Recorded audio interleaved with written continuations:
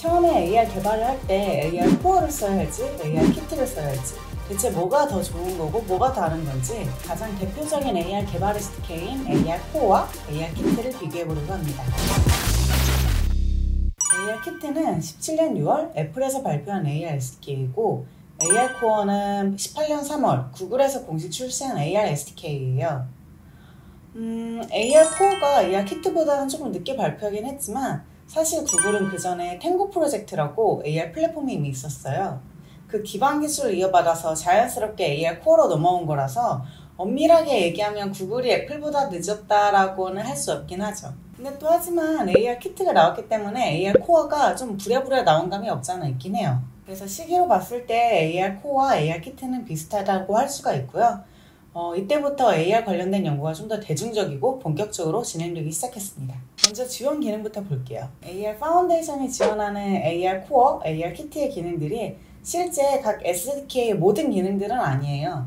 그렇지만 유니티의 AR 파운데이션이 AR 코어든 AR 키트든 굉장히 부지런하게 서포트를 하고 있기 때문에 공통된 피처를 비교를 하기가 굉장히 좋아요. 그래서 AR 파운데이션 기준으로 설명을 드릴게요. 기본적으로 평면이나 공간을 인식을 하고 공간에 자연스럽게 가상 3D 객체를 배치할 수 있는 라이트 에스티메이션이나 오클루전 등 기본 기능들은 모두 다 지원을 하고 있고요. 이건 당연한 얘기겠지만 그 2D 이미지 트래킹이나 얼굴 인식 기능들도 함께 지원을 하고 있습니다. 가장 베이직한 기능들이고요. 근데 여기에서 AR 키트는 추가적으로 3D 객체 트래킹, 바디 트래킹, 전면 후면 카메라 동시 지원, 또 여러 얼굴 동시 페이스 트래킹 등 추가적인 SDK가 더 지원되고 있습니다. AR 코어에서도 비슷한 기능을 지원 예정 중이라고 하고 있기는 한데요. 지금으로 봤을 때는 AR 키트의 기능이 훨씬 많기는 하네요.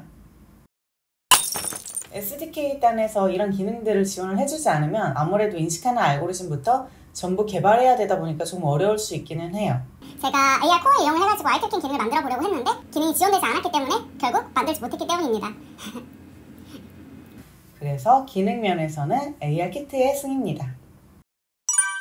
지원되는 기능이 AR 키트가 많으니까 AR 키트가 우세할까요? 또 그렇지만도 않아요. AR 코어의 가장 큰 장점은 범용성이에요. 일단 첫 번째로 AR 키트는 iOS에서만 구동 가능하지만 AR 코어는 안드로이드뿐만 아니라 iOS, 윈도우즈 10에서도 구동이 가능합니다. 확장성이 굉장히 좋은 편이죠. 그리고 다큐먼트도 되게 잘 되어 있어요. 유니티, 언리얼, 안드로이드, iOS별로 각 기능마다 어떻게 사용을 하면 되는지 굉장히 쉽게 이미지와 함께 잘 나와 있고요. 또 세 번째로는 AR 코어는 오픈소스예요. 내부적인 기능 구현이나 로직이 어떻게 되어 있는지 직접 코드로 확인을 할 수가 있어요. 그리고 문제가 있으면 GitHub의 이슈에 직접 공유를 할 수도 있고요. 그에 비해 AR 키트는 좀 편협하긴 하죠. 그렇다면 인식 기능은 어떨까요? 인식 알고리즘적으로 봤을 때는 AR 키트 같은 경우 수평이나 수직으로 평면을 감지하는 기술이 굉장히 정확한 편이에요.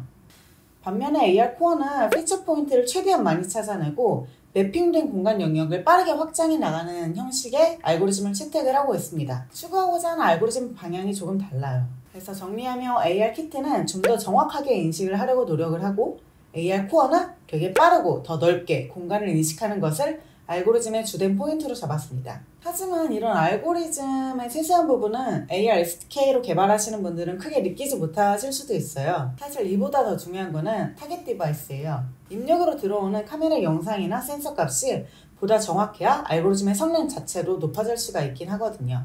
그래서 이번에는 AR 키트와 AR 코어에서 지원하고 있는 디바이스에 대해서 볼게요. 일단 확장성 좋은 AR 코어는 지원되는 장치도 굉장히 많아요.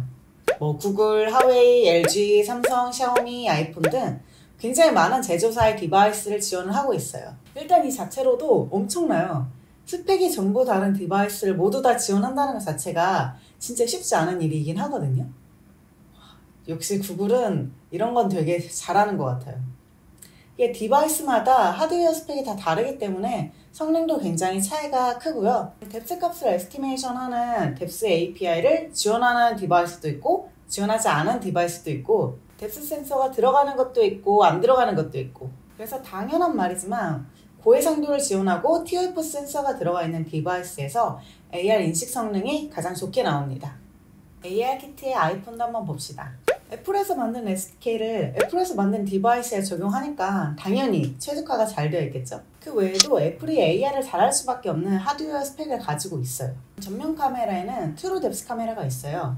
사람에게 보이지 않는 3만 개 이상의 적외선 패턴을 써서 뎁스 값을 실시간으로 얻어내는데요.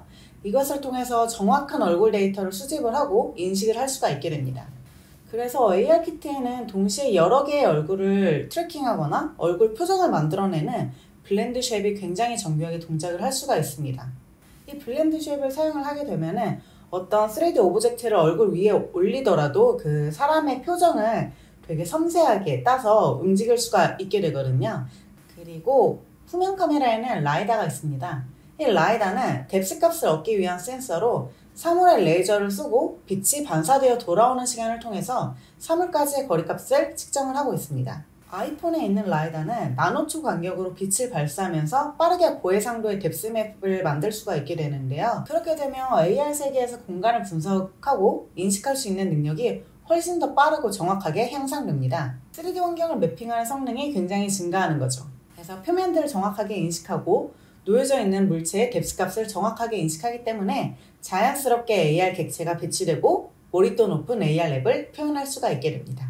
20년 상반기 아이패드 프로 4세대에 라이다를 처음에 적용을 했었는데 지금은 아이폰 12 프로 이상에 모두 다 도입을 했습니다.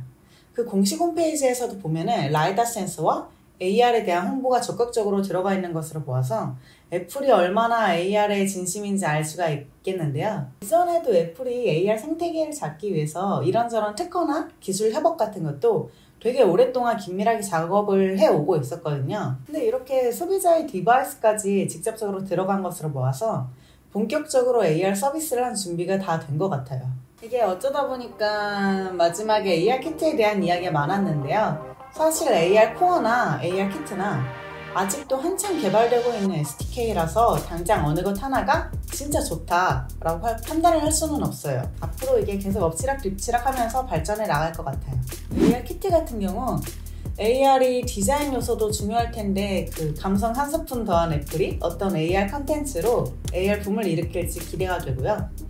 AR 코어도 탱구 프로젝트부터 제가 함께 봤었는데 그 단연간 축적된 기술이 굉장히 탄탄하고 많은 디바이스와 OS를 커버하는 그 확장성이 AR 시장을 얼마나 더 넓혀갈지도 굉장히 기대가 됩니다. 어쨌든 저는 구글과 애플 모두를 응원합니다. 재밌는 AR 서비스들이 보편화되도록 빨리 기술이 발전했으면 좋겠어요. 유익했다면 구독과 좋아요 부탁드립니다. 감사합니다.